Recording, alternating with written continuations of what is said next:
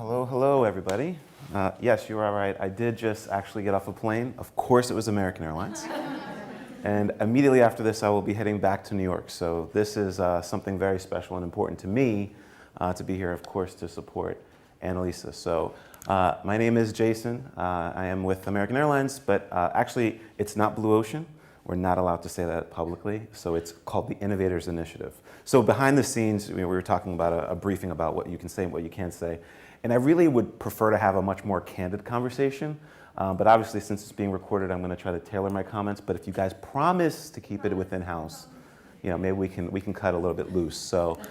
No tweeting, please. No tweeting. So I want to start by a quote, and this was actually by the head of Google X, and he said, the world is not limited by IQ.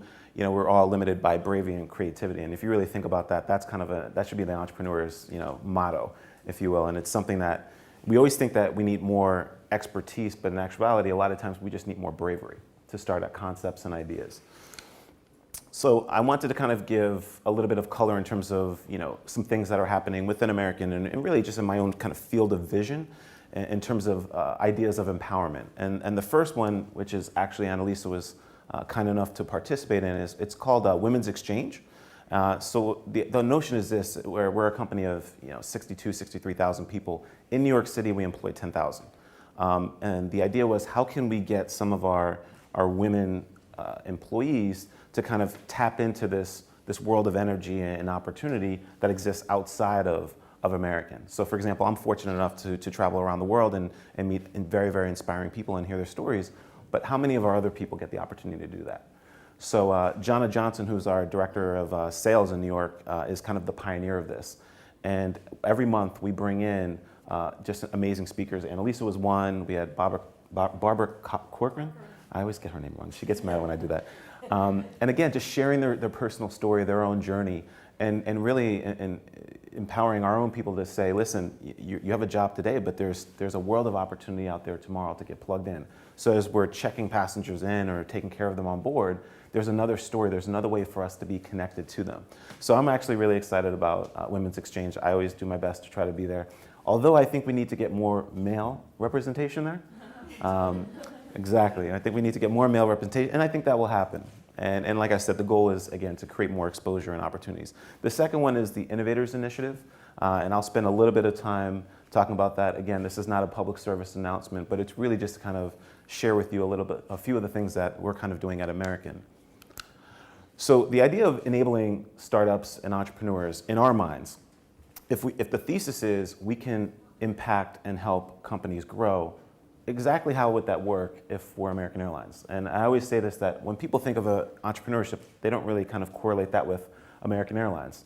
But let's think about some of the things that American Airlines has. We have travel support, which, the ability to move people through time and space to connect with your next best investor, your next best customer, your next best advisor. But also we have some other things like marketing exposure. We're a huge, huge branding machine. We brand American. But my question, and I think the question of our team was, how can we leverage that branding to help entrepreneurs scale and grow their business? Because after capital, a lot of times the biggest challenge that an entrepreneur has is getting people to know that they even exist. Hearing amazing stories about technologies and services and products that are being created all around the world. Pass-through sponsorships, I guess the best way of saying that is we partner with Inc. magazine, and they do amazing events. Why don't we bring some of the entrepreneurs that we want to support and bring them to those forums? Again, it's not just about American, it's about the conduit that American can play to kind of hopefully open up opportunities. And really the last one is connecting not only with our customers, we move about almost 100 million people a year, but also the 65,000 people that work in our company. So again, this is another way of looking at the company and not just saying that we move people through time and space, but instead of looking at us more like a hub of connection and allowing people to come in and saying, listen, are there relationships, are there access to opportunity that maybe we can help facilitate? With the notion of building what? Brand loyalty. We as a company need to be more relevant in society, not just a commercial airline. That's kind of how I feel, and I think that's the way that some of our leadership feels as well. So that's a little bit about the Innovators Initiative. This is just giving you kind of just a roadmap of when we're thinking about partnerships that we're creating. The partnership with Annalisa, I'll be honest with you, was created over a breakfast. And she was kind of voicing her frustration that she has all these amazing opportunities, World Economic Forum, thank you very much, and she still has to run her business, but how is she going to be able to attend all these events? And I was thinking, well, hell, the last time I checked, I thought we moved people, right? So I said, is there a way that we can support her? We've never actually done this before. So we kind of agreed to part ways. She was going up to Boston, I went back to my office, and I started drafting emails to our leaders and saying, listen, I know this is not something we've ever done before, but wouldn't it be great if we could support a woman that's going to do and continues to do amazing things and bringing audiences like this together?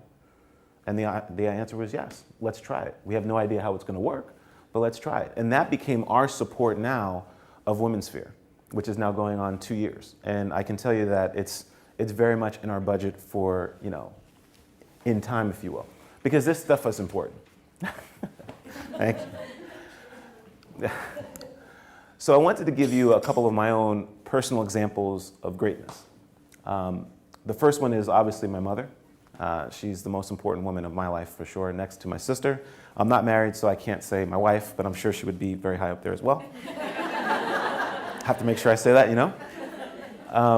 But I mean, if you've met her, she's a very strong, tough Italian woman that has just instilled in me and everybody that's come into our household this sense of responsibility and the sense of creating equal opportunity for all of those, men, women, gay, etc. You have to be agnostic. It's about really creating opportunities and being true to yourself.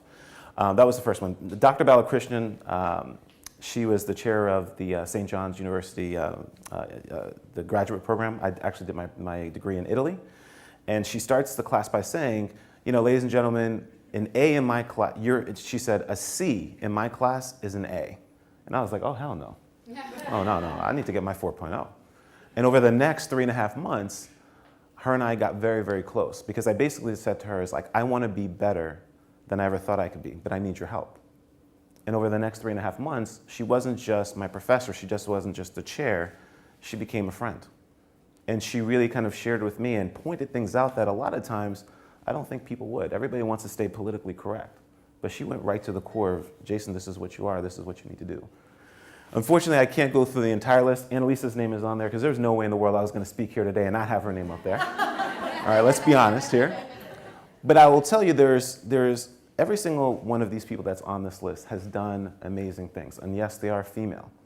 But I don't think that that's kind of what I would call what's the common denominator, if you will, of why they're on that list. And I kind of narrowed it down to a few things.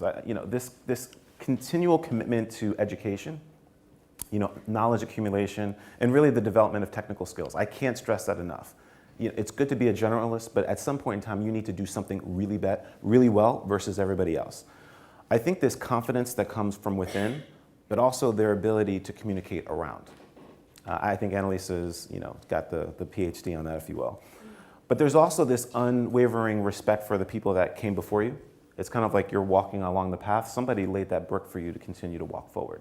And being respectful of that. I think that's something that times we often get lost with that, particularly because we're so busy being busy. But also the willingness to invest time, energy, and really resources towards mentoring the next generation. It's this whole notion of we is much better than just me. And this, what I call global perspective, where as you build your successes, near term, but also keeping your mind kind of on the bigger prize.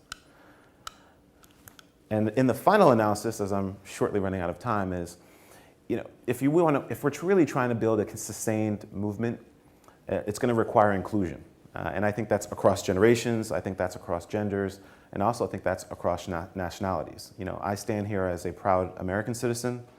I'm also a citizen of Italy, as well as I'm a citizen of Nigeria. And I think that, the ability to kind of cross all three gives me a unique perspective to hopefully reach out to others.